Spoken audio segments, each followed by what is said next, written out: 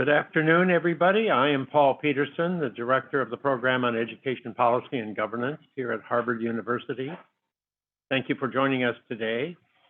This is the last of a series of conversations we've had here as part of the 2022 PEPG Colloquium for this term. Before I introduce our speaker, I want to mention that the talk today is being broadcast to an online audience and is being recorded so that people can view it at any point in the near future. So thank you all for being with us. I'm very pleased that Joseph Olchefske has been able to make himself available to us. Of course, the most important thing about him is that he went to two of the greatest universities in the world, the University of Chicago and where he taught, and Harvard University. And so I went to one of them for my PhD, and then teaching at the other. So of course. So he also is a former superintendent of the Seattle public school system. He served from 1998 to 2003. And that was a time when the school system underwent significant change, and I think he'll probably refer to that in the course of the conversation today. And since then, he's been a leader in the education community, teaching in various executive education programs and in the nonprofit and for-profit sectors, and playing a major role with 4 companies working in the education space. So thank you very much, Joseph, for joining us today for our fall 2022 colloquium. Yeah. Thank you. Thank you, Professor Peterson. It's an honor to be invited back. It's an honor to be with all of you. I led a colloquium like this 2 years ago in 2020 on a somewhat similar topic. So in many ways, what we're going to talk about today is a little bit of a follow-on to what I talked about a couple years ago. So you're not going to get all of that show, but I'm going to refer back to some of what I talked about 2 years ago to set up, what I want to do today is sort of take the experience of the last 25 years with student-based budgeting and sort of pull out the crystal ball and pull out the telescope and look forward about what's happened as a result of the COVID epidemic. And how we all know it's had a dramatic effect on education. Well, how has it affected budgeting, resource allocation, the dollars and cents of delivering academic programs to kids? Australians here, and then we have some Chinese folks on the line. It affects not only here, but also around the globe. So that's my hope today, okay? So if we can just go to, you can put up the slide.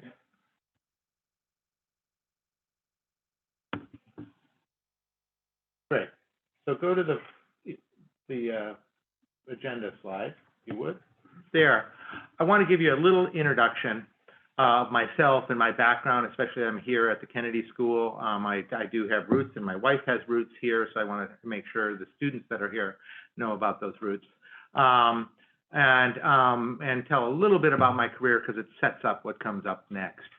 Then I do want to orient you all to the concept of student-based budgeting. For some of you, it's probably new. For others of you, maybe, well, at least we have one student that's been studying it already, so we have at least some grounding in it. But I do want to set a base of understanding of student-based budgeting and what's occurred over the course of the last 25 years and the impact it's had, at least in America, particularly in the big urban districts. So that will be the first step. Then we'll take a pause. If you have specific questions on student-based budgeting, I want to make sure you all have a good handle on student-based budgeting, because then I'm going to pull out the crystal ball and the telescope. And I've done some speculating about where we go from here, from the next 5 to 10 years. And Paul, I can tell you the rest of your colloquia and the events that you had, what was it, the new terrain event, I took a lot of notes of that, so I'll be referring to many of your other speakers. So that's our agenda today. So let me just start, if you can take off the slides, please. Let me just speak to the students here for a second. So I'm class of 1984. at the Kennedy School with my wife. She was a classmate of ours. We lived separately. She was my next door neighbor over there. And I think 1984 came right after the Stone Age and right before the Iron Age, I think, something like that. It was quite a while ago. When I graduated, my aspirations were very clear. What I wanted to do with my life, I wanted to be chief executive of a major municipal corporation. And that to me meant, head of a housing agency, head of a port authority, a mayor, those sort of roles. I never thought of education. Educators did education. And so I went into the public finance business and helped advise cities, counties, states on major financial issues. And then in my mid-30s, I sort of wanted to end that phase of my career. And a little serendipity struck. Seattle hired the first of the non-educator superintendents, retired general, Black, Republican, in liberal white Seattle. And in complete serendipity, he moved into an apartment in the building where I had my condo. And so we became friends, and he eventually asked me to be chief financial officer at Seattle Schools. Never expected to be there. Well, he and I did some significant things together for about 3 years, and then tragedy struck when he contracted a terminal disease. So while he was sick, the board asked me to be interim superintendent, and then the board, after he passed away, the board asked me to be permanent super. And, I was 39. I was at a time when there wasn't a big city superintendent in America under age 50. I was, a little fish out of water. But I served for 5 years and got more done than I ever thought. And one of the things I got done, I'm about to tell you about, okay? So when I arrived in Seattle schools, I thought I was the financial wizard. I thought I knew it all. This was my expertise. And I got there, and I had to go to a board meeting to start the budget development process. And one of my staff members handed me one piece of paper and said, "You got to get this approved." And I said, "Well, that sounds easy. One piece of paper. What can be harder than that?" And it said on the top staffing standards. I said, "Okay." Went to the board meeting. Sure enough, presented it to them. They voted 7-0 for it. I walked out. Good. We now can start the budget development process. And I'm walking back to my office with this same staffer who gave me this one piece of paper. And I said, "Well, now the hard work starts. Now we really got to dig in and do the budget." And he said, "Joseph, you don't get it. The budget's done. It's over. That one piece of paper dictated our budget. And we're rounding error from here on out." Wait a minute. I'm the wizard. I'm the smart one. Why did I know that? So I said, okay. That was the start of my exposure to budgeting for school districts, that moment. All right, let's go to the next slide.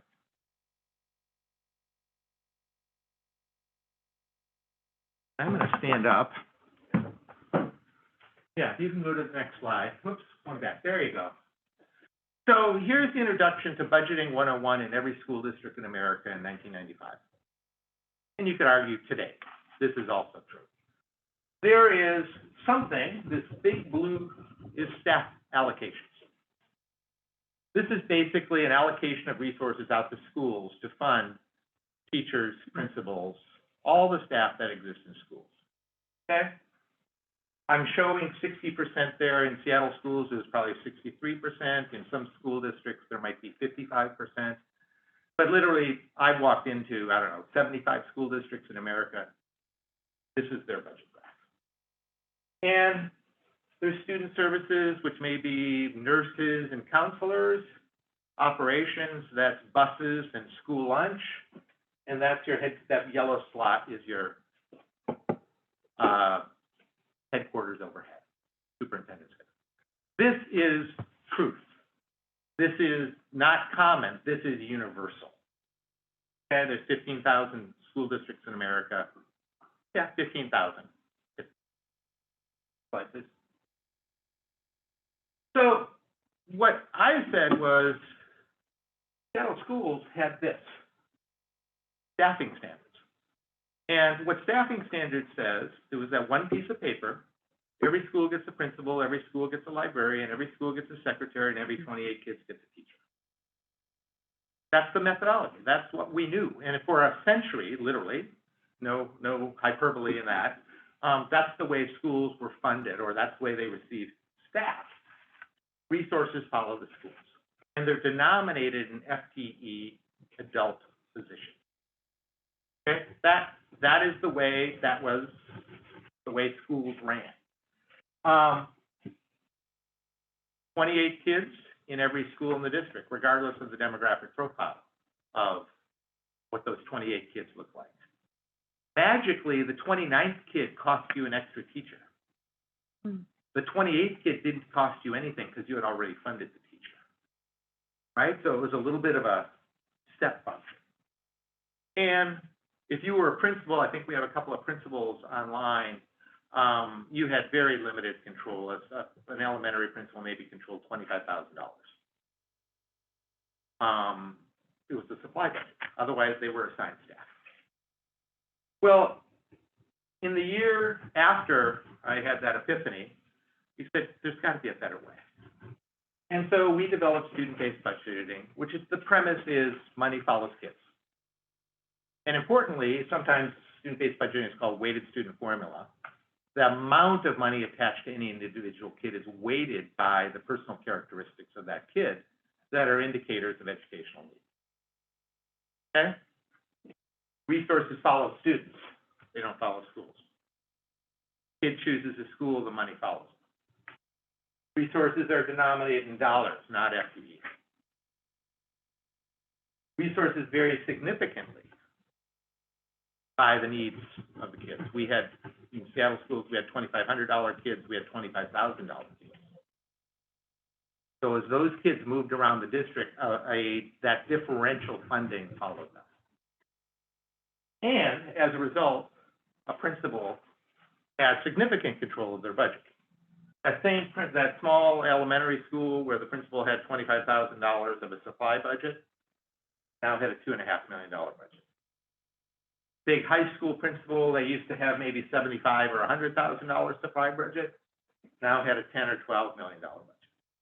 Today, 15, 20 million at a big high school. And recognizing the sort of enterprise aspect, okay? So this was on the one level, and I think it's perfect that we're at the Kennedy School because at one level, this is a wonk solution, right? This is a technical solution. At another level, this is a radical change. And, I had 50,000 kids, 7,000 employees, 100 schools. This move from the left side of the page to the right side of the page changed the experience of schooling for every. Okay. All right, next slide. So you'll see in a moment, since 1997, we've had 25 years of school districts, particularly the big urbans around America, adopting this model. Today, a little less than 10% of America, and it's overwhelmingly the big urbans, have adopted this model. Some different motivations, and I wrote down, the motivations that were pretty common. Funding equity. Similar students are funded similarly. Okay, think about the difference between the 28th student and the 29th student. If you get an extra teacher, every 28 kids gets a teacher. The 28th kid has no money. The 29th kid costs you $65,000 because you've got to buy a new teacher. Right? So that is each student has additional resources attached. That's a big motivation. Addressing the achievement gap. There's no question this drives more money to higher need kids, away from lower need kids to higher need kids. That is true. It's not consistent because of the inconsistencies that exist in staffing standards, but this is clearly a big motivation. A lot of school districts, particularly places where the superintendent and the board want to talk about, we got to run the school district more like a business. right? If you have that talking point as a blue, there's a big one, increasing school level budget control, decentralization. Okay? If you're coming out of maybe a budget scandal, with a student formula, student-based budgeting increases transparency. And it does, this is the one least talked about. It improves school economics. It does increase the efficiency of funding allocations because you're dealing with much smaller units. So I put this slide up because you'll see when we get to the future-looking section of this. These are all what I'm going to call large bore whole system motivations. And you'll see in a moment, we're moving away from these motivations and moving towards much more small bore, the ability to individualize down to the student, which this was never, we look at these motivations, okay? So I guess I'm sort of teasing to you where we want to get to at the end.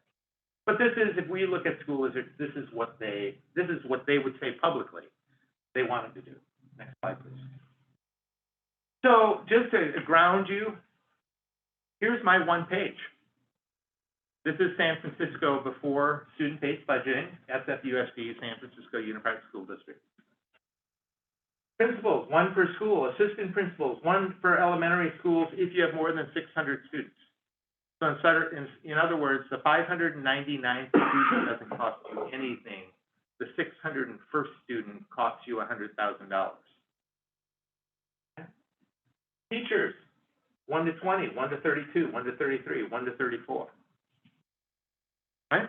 This is my one page. And my good friend, Arlene Ackerman, was Chief Academic Officer in Seattle. Then she went on to become superintendent in San Francisco. This is what she inherited. She inherited the same one page that I inherited in Seattle. Slide, please. Here's what they went to. Here's weighted student formula. Right? It's an algorithm, just like the other thing is an algorithm. This is a new algorithm that there's a base allocation of $2,800. Always this number, 1.0 is critical. $2,848 for every 4th and 5th grade kid in the district. If you're K3, you have $3,600 attached. 6th grade, 6th to 8th, $3,200. So in other words, they're saying the 4th and 5th graders are sort of the least challenging kids because we're devoting the least resources. But every kid in San Francisco Unified has that attached to them. If you're below the poverty line, you get an extra $256 attached to it. If you're disabled, they have a whole tiering. So special ed students have different, I told you about $2,500 versus $25,000. You get $25,000 attached to you if you have a severity of disability. And then given what we know about San Francisco, they have a very complex population regarding English language learners, so they've created weights there. Okay? So in simplest terms, this is what a district did to make the transition. Go back a slide, please. They went from that, they threw that one piece of paper away. They replaced it with this one piece of paper. Okay.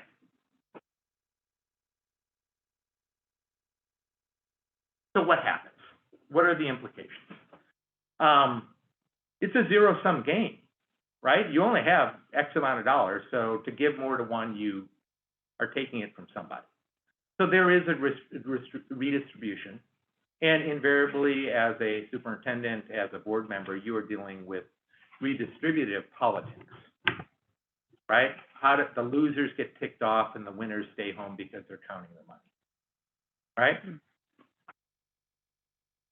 Well, I always said that's sort of the least interesting and powerful version of what a redistribution was, because it's true. It's a redistribution of resources, generally from low-need students to high-need students. But now, what we discovered when we started doing the analysis, some of the high-need schools really learned how to game the staffing standards. So they were actually some of the best funded schools in the district, and they lost money when we did student-based budgeting. People said, wait, that's the type of school that's supposed to gain. But let me describe what that principal did to make sure they filled up their classes to exactly 28 kids, and then they would work to get the 29th kid so they could get one more teacher in that school, right? They learned how to game the system in lots of ways. So, but the general observation is generally low-need schools with low-need populations lost dollars, schools with high-need populations got dollars. I think it gets way more interesting when you talk about the redistribution of power and authority from central office out to the schools, the principals, the redistribution of perception from opaque to transparent, and the one that I think personally is the most powerful is the redistribution of equity, that you move from a school-by-school definition of equity to a student-by-student equity. My little slogan attached to that is, the school district is not in the school business, it's in the student business. And we should be measuring student to student. Okay. So I've got a couple more slides and then we're going to pause. Here's the history as Seattle became the first district in 1998. Over the next 20 years, 31 major school districts, I think we're at 8.5%, 9% of the student body of America now is funded by schools with a weighted student formula. If you had seen my presentation from 2 years ago, it was entitled The Slow Revolution, because it's taken us 25 years. But today, more students are served in schools funded through weighted student formula than are served by charter schools. And we rightfully can talk about the charter school revolution. I do believe it's a revolution. I do believe that. Weighted student formula has a more significant footprint than that revolution. Here are the districts that you can see, overwhelmingly the very largest, and Los Angeles has not done it. I think they probably will consider doing it in the near future. But there's some, you can find your favorite school district in this list. Right? Go to the next slide. Here's sort of the adoption curve. 3.7 million in 2017-18. We're probably over 4 million today, so 9% plus. There's a prominent researcher, Marguerite Rosa, who has that number at 10%. But point being is a meaningful percentage. Now, the other fact to tease what I'm about to talk about, if you can go back one slide. Because of the motivations, these large bore system-wide motivations school districts have had for weighted student formula, for student-based budgeting, you have to be a big district to garner those benefits, right? You'll see moving forward, I think that's going to change. I think that's going to change a lot for a number of motivations that we're going to talk about in a minute, but we're going to move from these mega districts to the district near you. Okay. Okay, so if you can shut that off.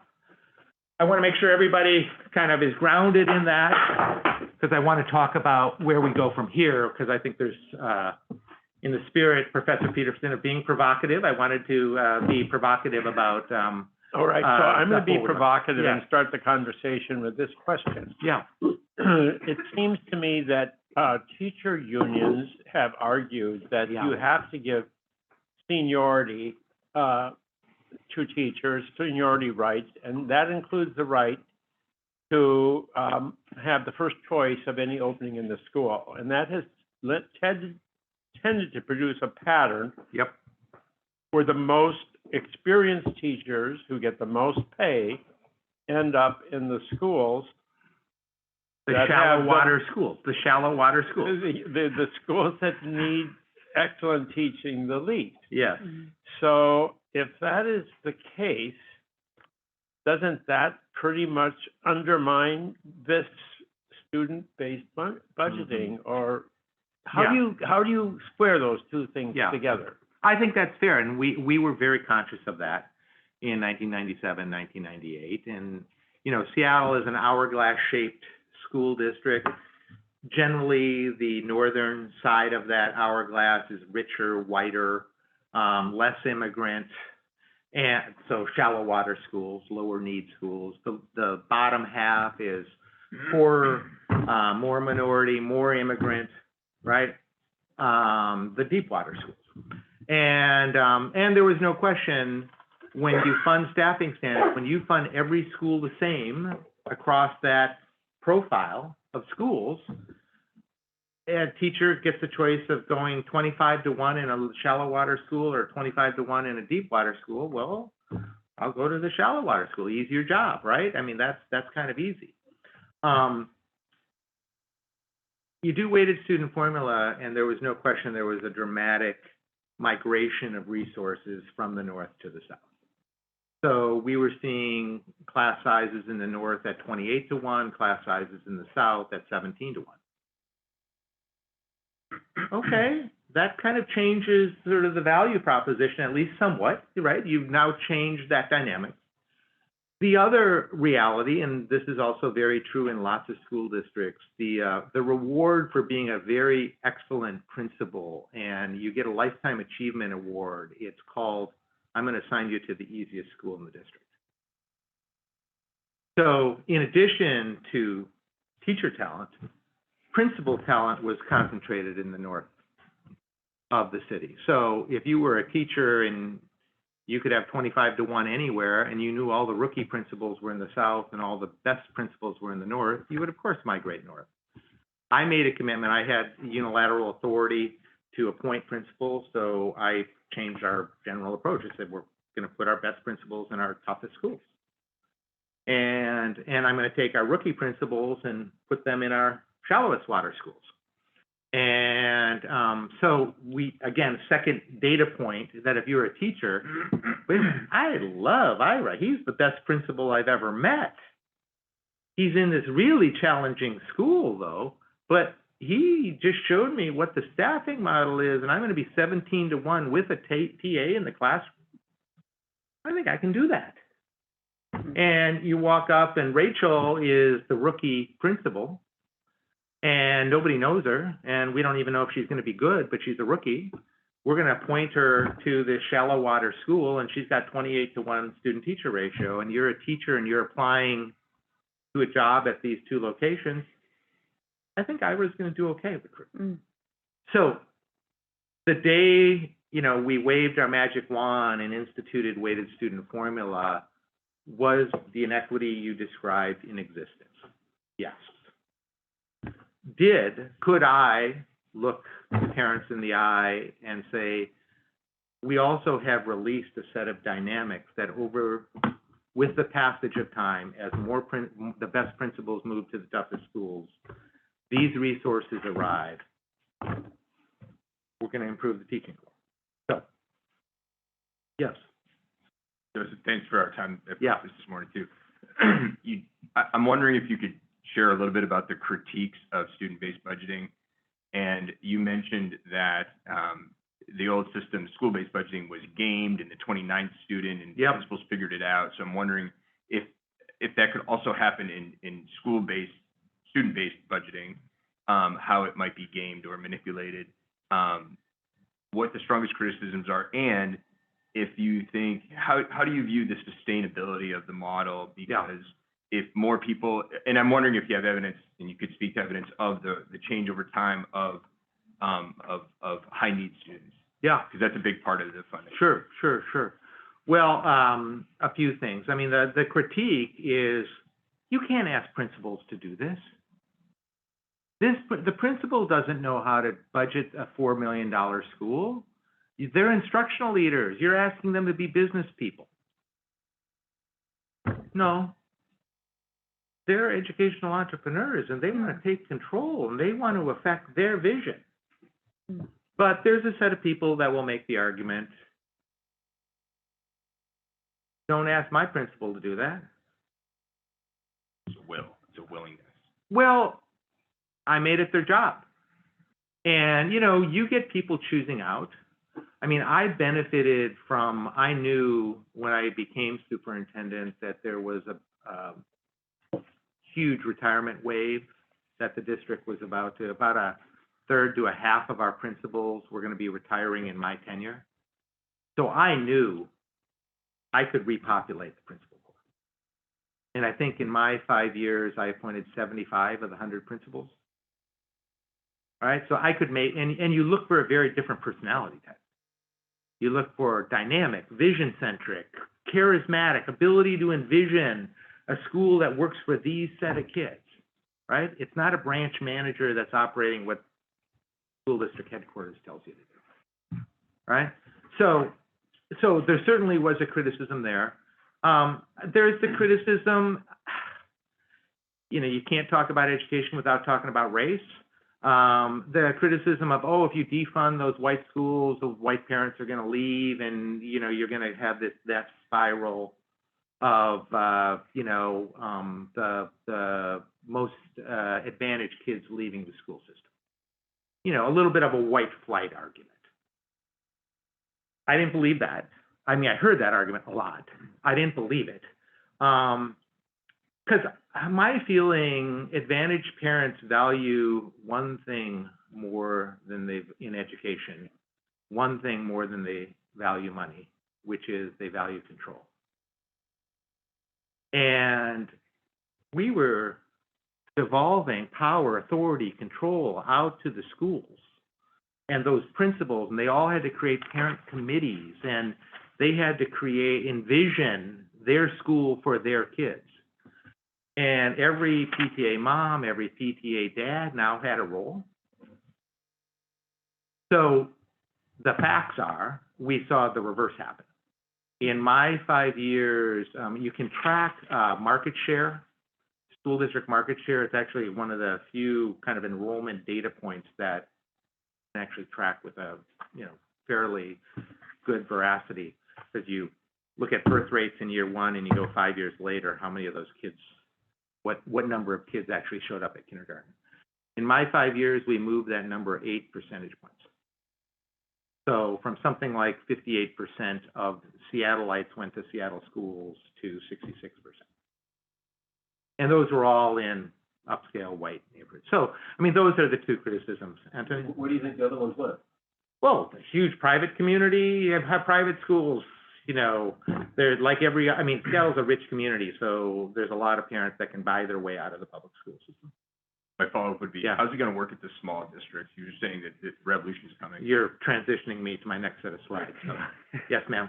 I'd like to know how you see the student-based budget model translating over to programs and activities. So where Man, did I slip you guys $20? You're teeing up my next set of slides. just where I see the one pager wasn't as transparent as far as what funding is going for. Yeah. And the student-based budget does tell you what revenues can come in. Yeah. What then happens with that, especially with the growing movement of school choice, where the resources are still following students, but that is taking away from resources that are in. Yeah. Well, what I'm about to tell you, which will, I think, get at you, maybe ask the question again after you see the next set of slides, but is weighted student formula, student-based budgeting was predicated on a really big assumption, which was the school was the unit of power and authority and control. Right? The money went to the principal's office. The principal had a budget sheet. He were calculating it. They were hiring staff. One of the realities of the pandemic is we've moved into the unbundling era. Parents are unbundling their kids' education. I call it a la carte education. I call it atomized choice, right? That now, and this is where I think the strain on weighted student formula is going to exist, is how do you move to something less than whole school models? I don't want to teach race. I don't want my kid to take a class, the history class, that gets at racial issues. I don't want my kid to have science that teaches evolution. I don't want on and on and on and on. So all of a sudden, it's something less than a whole school model. Remember, I told you earlier to look at those motivations. None of those motivations were predicated on anything less than a whole school model. Going forward, I think if I were a superintendent today, if I were a chief financial officer of a school district, I'd be thinking long and hard about how in the world can I create an organizational apparatus to in any way allow choice, this atomized choice, to something less than a whole school. So, yeah, 2 more questions and then we'll move on. When you were deciding the different weights of, Yeah. like, you know, you had disability on there, you Yeah. had needs, Yeah. how do you pick the weights, and then for Seattle specifically, and then how do you see that, staying the same or differing across districts? Yeah. So it's an art that has a lot of numbers and computer power attached to it, but ultimately it's a very artful process. What we did is we had no role models to follow. I mean, if you were the Cambridge School District and you wanted to do student-based budgeting today, you could call up, I don't know, 75 people around America and they could tell you all about how to do it. We didn't have that luxury. But we convened, this Arlene Ackerman, who was our chief academic officer, went on to be a very prominent superintendent. She and I convened a group of the best principals in the district. And it all started with a very simple idea, which is, if all I attract to my school are low-need kids, the $2,500 kid, no poverty, 0% poverty, 0% disability, 0% ESL, doesn't exist. But conceptually, this is the model we had to defend. If all I did was attract those kids to my school, will weighted student formula give me enough money to run a viable school? We had to prove that test. Because otherwise, you had to attract the high-need kids to subsidize the low-need kids, right? That was the implicit conclusion. And so we said, okay, so that was our way of establishing 1.0, right? Now we know what a 1.0 kid, it was $2,542, right? Well, then you could say, what additional resources does a ESL kid? Well, you could have the ESL program program managers talk about the services, and we could dollarize that. We could create that in a weight. The special ed people could say, well, we break our kids down into 5 different levels of disability, and they receive different service levels. We could dollarize it. But to answer your question, is you got to get to the 1.0. That's the art. If you can get to the 1.0, then you can build around it. Okay, last question, and then we're gonna have to move on. Yeah, can you share with us about, so thank you for queuing up my question. Yeah. So as far as the children with disabilities actually getting the value that's associated with them as an individual, or are they subsidizing the school? And secondly, did the school become a magnet or deterrent by using the number for the schools for associated that hurts or helps kids with disabilities? I'm sure there's a different story in every school, but we certainly saw where before in a staffing standards model, the last thing you want is high-need kids in your school.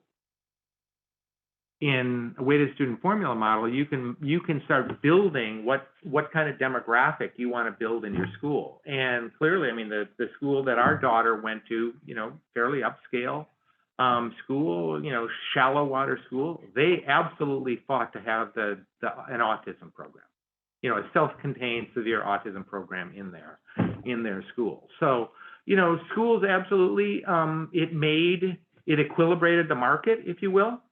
If we were doing a good job with these weights, the resources accurately reflected what the needs of the kids were, and we wanted to minimize, if not eliminate, the cross subsidies you're trying to get at. So no, I think it became an attractor.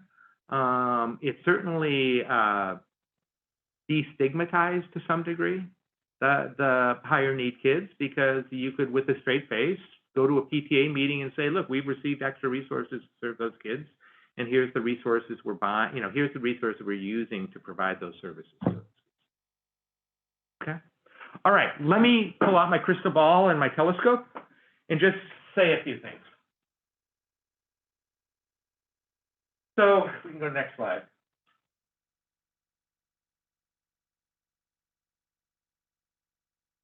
I don't have to tell you, COVID disrupted K-12 education. We all know that. We all experience it, whether you were parents or not parents. You know that, right?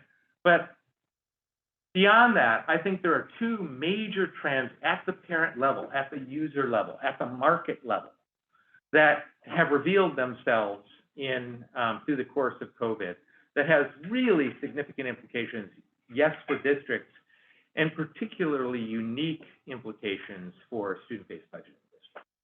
I've given them the two titles, the unbundling of school, and I'm going to talk about that in a moment, and then the parental rights in school. Big, powerful issues. They exist in school districts all across America. This is not isolated. So if you can go to the next slide. So unbundling. I wish Marty West were here, Paul. You know, 2 years ago, you all had a conference, and Marty interviewed me. I think it was September of 2020, the first time schools were opening, you know, in the COVID era. And he was interviewing me, and he said, you know, what big trends are you seeing? And I said, Marty, the trend I'm seeing is parents are figuring out how to unbundle schools. And he said, what the heck does that mean? And I said, well, think about it. We all think about schooling as a bundled product. It's in fact a bundled product. It is, you get instruction, you get the sports program, you get the school lunch program, you get this building. It's all bundled into one thing. And that's true if you're a charter school, if you're a Catholic school, if you're a private school, you're a public school. It's a bundled product. What school does your kid go to, right?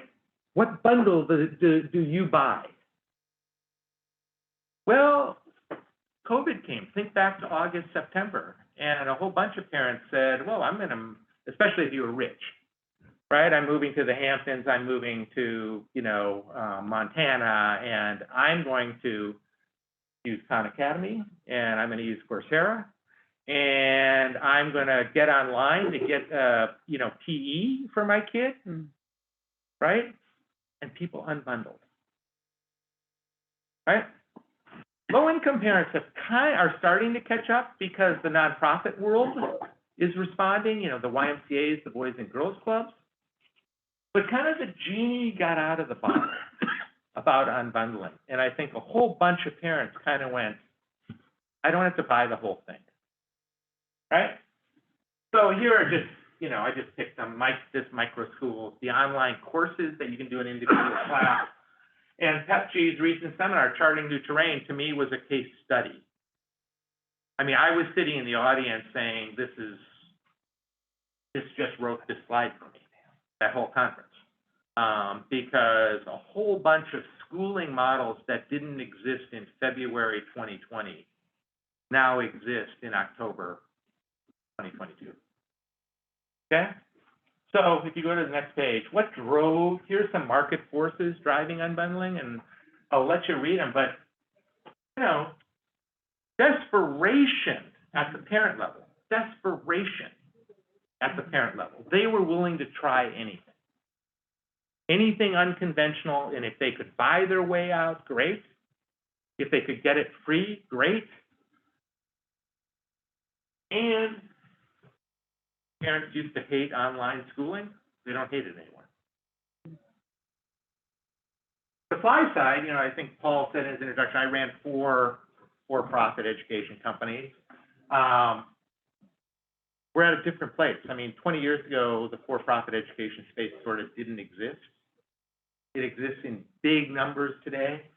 And all of these organizations, enterprises are emerging, they're maturing, they have capabilities. They now can serve tens and hundreds of thousands of kids, where before they used to be able to serve 500 kids, right? So you had crisis on the demand side and emerging maturity on the supply side. A beautiful place to unbundle. Okay, that's unbundling. Parental rights, a little trickier issue. And we've read about it in the paper, but it's become a very potent political issue. Winsome, you invited to speak, Governor Youngkin from Virginia ran on the parental rights case, right? I found this organization, parentalrights.org, 13 states actively considered legislation about parental rights. And it basically said, I don't care what the school district curriculum is. Let me tell you what I want for my kid. Go to the next slide. We saw that. Bunch of angry moms and dads with signs, right? We saw all that. I think I'm going to show my Seattle roots. I think there's a little bit of a Starbuckification here. You know, Starbucks is in the coffee business, but I get a 4-shot cortado. What do you get, Paul? Right? What do you get, Ira? Right? David, what do you get? Nobody gets coffee. You get your thing your way. And we all go to Starbucks to get it. Right? So I'm using, you know, my first take on this was we've got to move from school choice, right? Your question was sort of on this, right? We're moving from school choice to something less than whole school choice. And this is where I'm getting you to the edge of where my crystal ball starts getting foggy, because we don't know where this is going to go. But I can tell you, if you take the unbundling phenomenon, which is, let me call that a more reasonable and measured response to this being storm the barricades, parental rights, there's too much energy behind this. There's too much energy behind this to say we're going to go back to the old world of, you know, having Nina Reese in the Charter School Association talk about charter school choice. Yes, that's going to be true, but it's going to be so much trickier.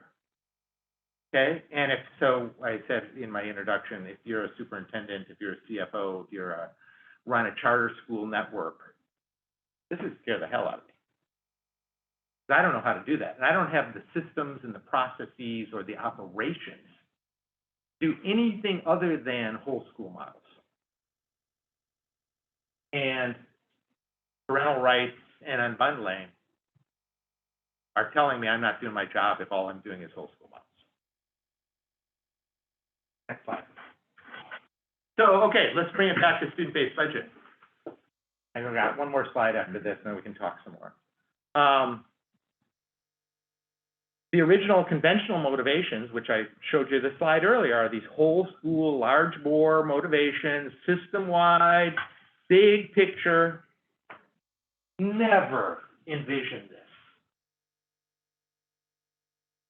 Student-based budgeting will be called on to be both an enabler and a gatekeeper. Never designed to do that. Never. I never thought of it. Arlene Ackerman didn't think about it. The people at Boston Public Schools has never thought about that. But now we need to understand the economics of DIY less than whole school models. The Peterson family wants X. The whole family wants Y. At 2 o'clock on a Tuesday. Right? So here's my question. I'm officially into the fog of my crystal ball. Right? It remains to be seen if student-based budgeting can respond with the robustness, the nuance, the precision, the technicalities that are going to be needed to serve a public. I can tell you this, staffing standards isn't even close to being designed to do this, right? Staffing standards, so you can go to the next slide. This is my last slide. I said earlier, weighted student formula, student-based budgeting made a lot of sense for the big mega districts because you have these big motivations. Now we're talking about DIY micro-schooling, taking it down to the individual. Well, if you're Newton, if you're Bellevue outside of Seattle, if you're Edina, if you're outside of Minneapolis, if you're Winnetka outside of Chicago, you're going to be called on. Those are hotbeds of this DIY atomization of choice, unbundling, right? So what do I think? So here's my lob it in from the chief seat view going into the future. More and varied districts need to adopt some variation on student-based studies. The dollarization of student resources and the liquefaction of resources, I think as we head into deeper into the 2020s and 2030s, I literally don't know how you're gonna respond to unbundling and parental rights without it. Second, the pricing models, and you guys were asking questions about the weights, right? They were never meant to be the weights for an individual. And they were meant to be the more or less average weights for a set of kids because that could fund the school. Now you have to have precision to your kid. That's a way more robust, technically challenging sort of proposition. So greater precision and greater visibility. Now I can tell you in most weighted student formula school districts, there's probably 10 parents that come to board meetings regularly that can describe the weights.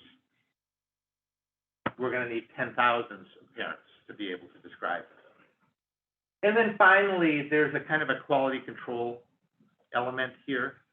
Accreditation of vendors. Who says who you can, can you go to Coursera? Can you go to Khan Academy? Those questions are going to be, does the school district create menus and catalogs? Do you have vendor marketplaces? Do you accredit? These are all the questions that now I'm officially past the fog. I don't know anything else after this, but my telescope stops here. But I just wanted to flag, I know you've done a number of sessions on student-based budgeting over the years. I just think we've moved from one period, which is basically the whole district era of student-based budgeting.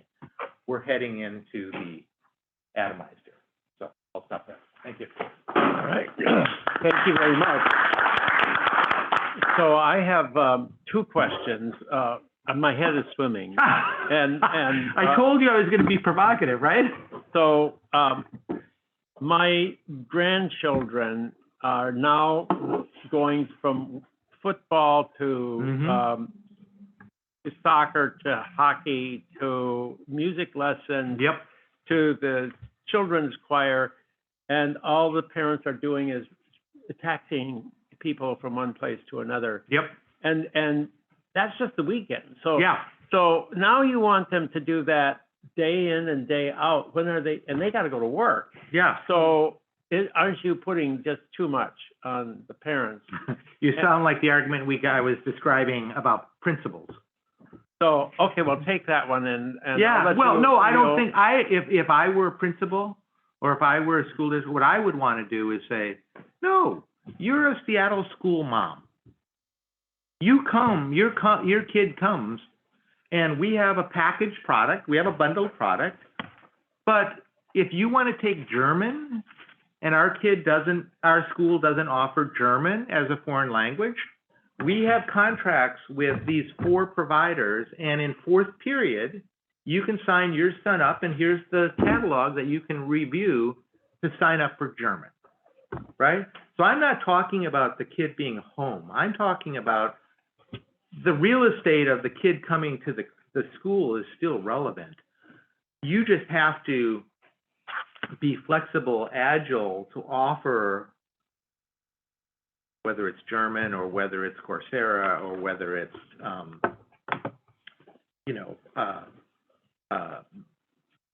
the biology not teaching evolution. So all the other kids are in the classroom getting taught biology and your kid gets taught non-evolution, right? So no, I don't think, I'm not envisioning this reform. Other questions? Would that then take, so someone goes and does German at a different facility, and that's... No, they're doing it online.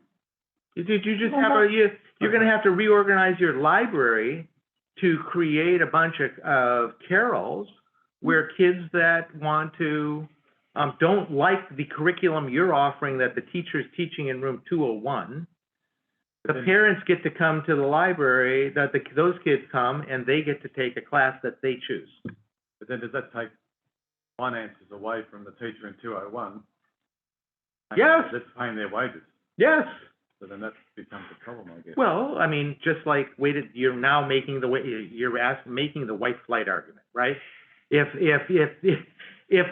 that teacher isn't offering an attractive program, our kid's gonna leave. Yes. And, okay, plan accordingly.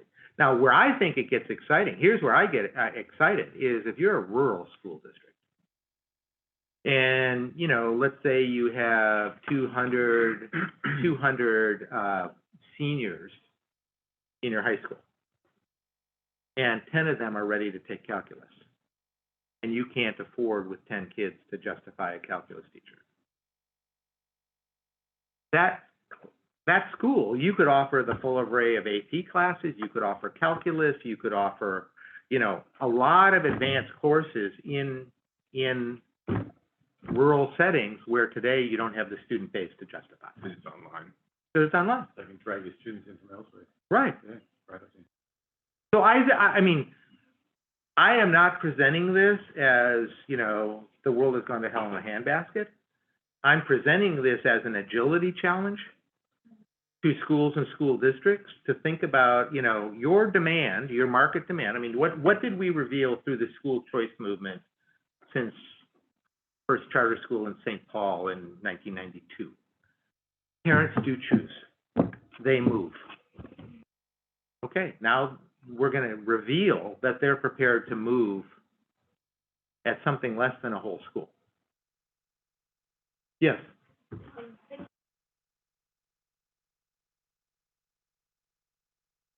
Inside.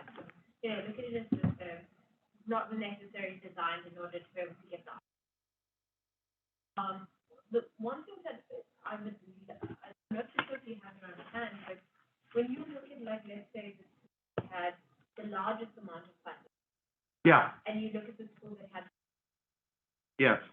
in the previous, what was that division? The delta. What was the delta? Yeah, what was that gap in percentage terms? Yeah, I would say, we were plus or minus 10% on either side, so a 20% swing from the school that gained the most to the school that lost the most. And we did things to soften that. One of the problems, mathematical problems that presents themselves, if you have a small school, you still need a principal. So there's some overhead costs that, and most school districts have built in what's sometimes called a foundation allocation. And that mitigates, reduces the impact, because the small schools clearly were losers of resources. And then when you did implement this program, would that mean that the gap between that gap then would be more gap? No, because I think I mentioned it in my comments that staffing standards were built on a premise of school-to-school equity, so they measured it at school-to-school level. Every school gets a principal. What could be fairer than that? Once you move to student-based budgeting, and now you're talking the language and the metrics of student-to-student equity, you're applying one measurement to a model that was never meant. Okay? So there's inconsistencies, some irrationalities that revealed themselves, and, you know, we just had to say, okay. I mean, there was a critical moment. You asked about creating the weights, the woman from the ed school. When we had these set of principals together, there was this one school that no matter what we did was losing money, right? And he, you know, and even when we were doing things that for sure were going to help schools and schools like his, and he came to the meeting, and God bless this guy. He said, let me tell you what I've been doing for the last 20 years. And he described how he was gaming staffing standards to his own colleagues. He was describing the ways, and they all were sitting there saying, why didn't I figure that out? I could have gamed it that way. I think it could happen with but the increments are so much smaller, right? You know, you're fighting for an extra $5 as opposed to an extra $100,000 for an assistant principal. So I don't know if I got at completely your question. Yes. So,